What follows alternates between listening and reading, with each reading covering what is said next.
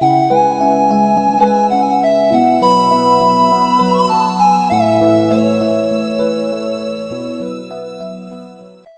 پاک سید عالم صلی اللہ علیہ وسلم نے ہمیشہ قربانی فرمائی، ہمیشہ۔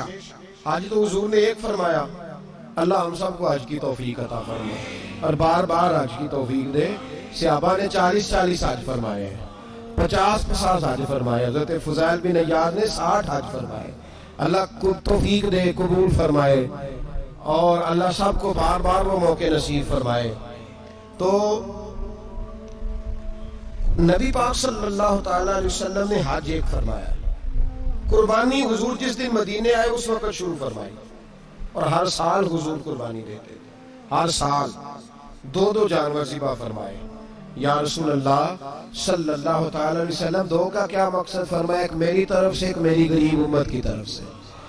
یا رسول اللہ صلی اللہ علیہ وسلم کس طرف سے فرمایا؟ ایک میری طرف سے، ایک میری امت کی طرف سے۔ کبھی فرمایا ایک میری طرف سے، ایک میرے اہل بیت اور میری امت کی طرف سے۔ 2 جانور حضور نے ذبح فرمائے، اور پھر میرے حبیب پاک صلی اللہ تعالی علیہ وسلم کے غلام مولا علی شیر خدا، ابن ماجہ کی روایت ہے، حضرت علی شیر خدا فرماتے ہیں کہ نبی پاک علیہ السلام 2 جانور ذبح کرتے تھے۔ خود حضرت علی کی جب باری آئی تو انہوں نے بھی 2 فرمائے۔ تو صحابہ نے پوچھا کہ علی 2 کیوں؟ 2 کس لیے؟ تو حضرت علی رضی اللہ تعالیٰ عنہ فرمانے لگے، مجھے میرے حبیب نے وصیت فرمائی تھی کہ علی تو نے 2 کرنے، ایک اپنی طرف سے کیا کرنا، ایک میری طرف سے کرنا۔ تو میں ایک اپنی طرف سے دیتا ہوں، ایک اپنے نبی پاک کی طرف سے دیتا ہوں صلی اللہ علیہ۔ 2 جانور۔ آپ لوگوں نے سنی ہوئی ہے یہ بات کہ مہینہ کھانا نہیں پکتا تھا حضور کے گھر میں۔ حضرت عائشہ فرماتی ہیں 3 چاند اور 3 سورج اکٹھے کبھی نہیں دیکھے جب ساتھ روٹی بھی کھائی ہو، یعنی 3 دن مسلسل کبھی کھانا نہیں کھایا۔ قربانیاں کتنی دیں؟ بولیے۔ حضرت علی شیر خدا کا مکان کوئی نہیں اپنا، کوئی گھر نہیں بنایا۔ مولا کائنات شیر خدا، میں نے یہ بات پھر دہرا رہا ہوں، پہلے بھی میں نے عرض کی تھی، پکا کرنے کے لیے دہرا رہا ہوں۔ حضرت علی کا کوئی کاروبار نہیں بظاہر۔ بی بی صاحبہ فرماتی ہیں کہ کئی ہفتے صرف سرکہ اور کھجوریں۔ قربانیاں کتنی؟ اسی سارے صاحب لان ٹورے ہیں کہ ساڑھے تے لگ دیئے کہ نہیں، پکا۔ اور پھر جب بات ہوتی ہے دینے کی تو ماحول اور ہوتا ہے، جب لینے کی باری ہوتی ہے تو ماحول اور ہوتا ہے۔ قربانی واجب ہے اس شخص پر جس کے پاس 52.5 تولے چاندی یا 7.5 تولے، لیکن میں 7.5 تولے والا فتویٰ نہیں دیتا، میں 52.5 تولے چاندی والا فتویٰ دیتا ہوں۔ اس لیے کہ 52.5 تولے چاندی تو شاید تولہ یا 1.5 تولہ سونے کے برابر ہی ہو جائے، ٹھیک ہے نا جی؟ تو 7.5 تولے سونا 50-60 ہزار روپیہ جس آدمی کے اکاؤنٹ میں موجود ہے وہ قربانی کرے۔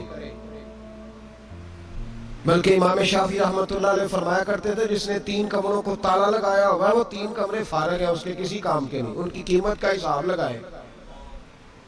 چھت پہ سٹور بنا دیا ہے، کوئی مطلب نہیں اس کا، اور جو ویسے رکھے ہوئے ہیں کوئی معنی ہی نہیں کمرے کا، فرماتے تھے حساب لگائے، قربانی کرے۔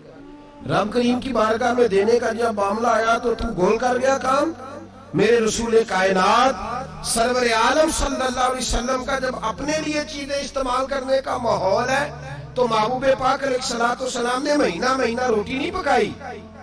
یہاں جو آدمی ہر جمعرات کو 4 کلو بکرے کا گوشت پکاتا ہے اور ہر تیسرے دن مرغی کا گوشت لاتا ہے، وہ قربانی کی باری آتی ہے تو کہتا ہے میرے پہ لگتی نہیں۔ وہ ٹھیک ہے ابا جی لے آئے، ابا جی کی طرف سے قربانی، اس دفعہ ابا جی کی، اگلی دفعہ اماں جی کی، اس سے اگلی دفعہ دادی جی کی۔ او خدا کے بندو، جس آدمی کے پاس پیسے ہیں پہلے اپنی قربانی واجب ہے۔ میری بات کی سمجھ آ رہی ہے عزیزوں کو؟ جو آدمی صاحب استطاعت ہے پہلے کس کی قربانی کرے گا؟ وہ کمائی کرتا ہے، اس کے اپنے اکاؤنٹ میں تنخواہ آتی ہے، ابا جی کے اکاؤنٹ میں نہیں آتی۔ اس نے اپنا بینک بیلنس چوری بھی رکھا ہوگا ابا جی سے۔ پہلے اپنی قربانی کرے، اگر اس کو شوق ہے، دل کرتا ہے تو ایک اور خریدے، پھر ابا جی کی طرف سے کرے۔ اگر اللہ نے توفیق دیا تو ایک اور خریدے، اماں جی کی طرف سے کرے۔ اور اگر اس کے دل کو اللہ ٹھنڈک عطا کرے، سکون کرے، تو پھر اپنے رسول کی طرف سے بھی قربانی دے، پھر اپنے محبوب کی جانب سے بھی قربانی کرے۔ نبی پاک صلی اللہ تعالی علیہ وسلم نے ہر سال 2 قربانیاں دی، 10 سال۔ کل کتنی ہوگی 10 سالوں میں؟ بولیے. اور جب حضور حج کرنے گئے نبی پاک نے 63 اونٹ ذبح فرمائے. ایک اونٹ میں کتنی قربانیاں ہوتی ہیں؟ 63 اونٹ حضور نے ذبح فرمائے. اور حدیث بڑی مزیدار ہے. حضرت ابو ہریرہ رضی اللہ تعالیٰ عنہ فرماتے ہیں کہ جب اونٹ ذبح کرنے کی باری آئی تو ہم سوچ رہے تھے، پریشان تھے کہ یہ تو بڑا مشکل ہے ذبح کرنا، بڑا مشکل ہے. اس کو تو نہر کرنا پڑتا ہے، گرانا پڑتا ہے، باندھنا پڑتا ہے. سب سے مشکل کام اونٹ ذبح کرنا ہے. تو نبی پاک صلی اللہ علیہ وسلم کی تو عادت کریمہ ہے، اپنے ہاتھ سے ذبح کرتے ہیں حضور. وہ ہمارا اللہ خیر کرے، اب اللہ ہی حافظ ہے. ذبح کرنا تو دور کی بات ہے. ہمارا جو بی اے پاس لڑکا ہے نا، اس کو ڈر آتا ہے جانور کے پاس کھڑے ہوتے ہیں. کہتے ہیں بچوں کو اندر لے جاؤ، 10 سال کا 12 سال کا اندر لے جاؤ، ذبح کرنا ہے، روئے گا. اور بس کرو یار، یہ کس قوم سے تمہارا تعلق پڑ گیا ہے؟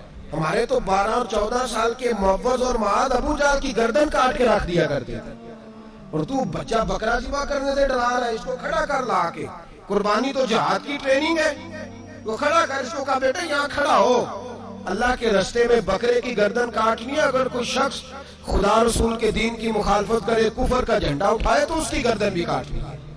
یہ ٹریننگ ہے بچوں کے لیے. یہاں عجیب ماحول ہے، ڈر لگ رہا ہے، پیچھے ہٹ جاؤ. اور جس صاحب کی قربانی ہے وہ بھی کوئی 1.5 کلومیٹر کے فاصلے پہ کھڑے ہیں، دور کھڑے ہو کے دیکھ رہے ہیں. نفیس ہی بڑے ہیں جناب، لطیف ہی بڑے ہیں.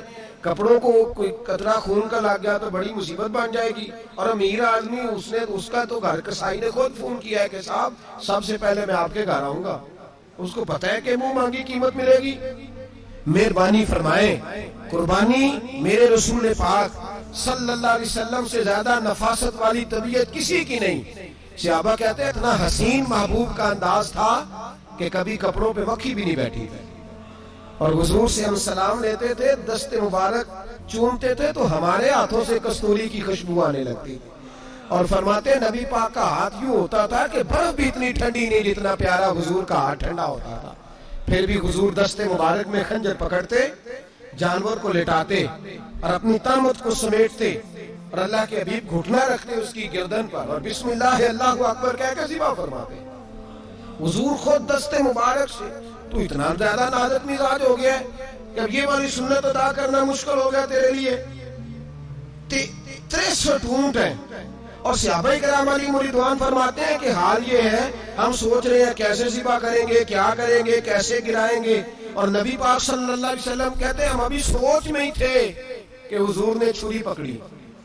خنجر جب حضور نے اٹھایا تو فرماتے ہیں اونٹ دوڑتا ہوا آیا اور نبی پاک کے سامنے آ کے لیٹ گیا. فرماتے ہیں اللہ کے رسول نے بسم اللہ اللہ اکبر کہہ کے ذبح کیا. اس نے ٹانگ بھی کوئی نہیں ہلائی، پیر بھی کوئی نہیں ہلایا. وہ کسی شاعر نے بڑی عجیب بات کہی تھی. اس نے کہا پھنسی جو دام میں بلبل تو لگی یوں کہنے، کرے گا قتل کیا تو نے جب اسیر مجھے، کباب شمع کے شعلے پہ کیجیو سے یاد، شکل گل نظر آئے دم اخیر مجھے.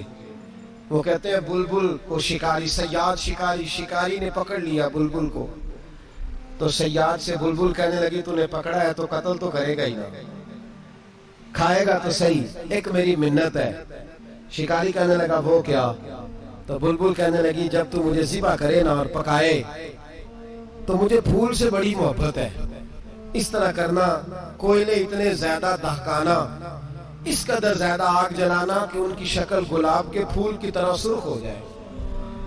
تو جب تو مجھے ان پر جلائے گا تو مجھے تکلیف نہیں ہوگی، اس لیے کہ محبوب کا چہرہ جو سامنے آ جائے گا مجھے تکلیف نہیں ہوگی. پھنسی جو دام میں بلبل تو لگی یوں کہنے، کرے گا قتل کیا تو نے جب اسیر مجھے، کباب شمع کے شعلے پہ کیجیو سے یاد، اور شکل گل نظر آئے دم اخیر مجھے.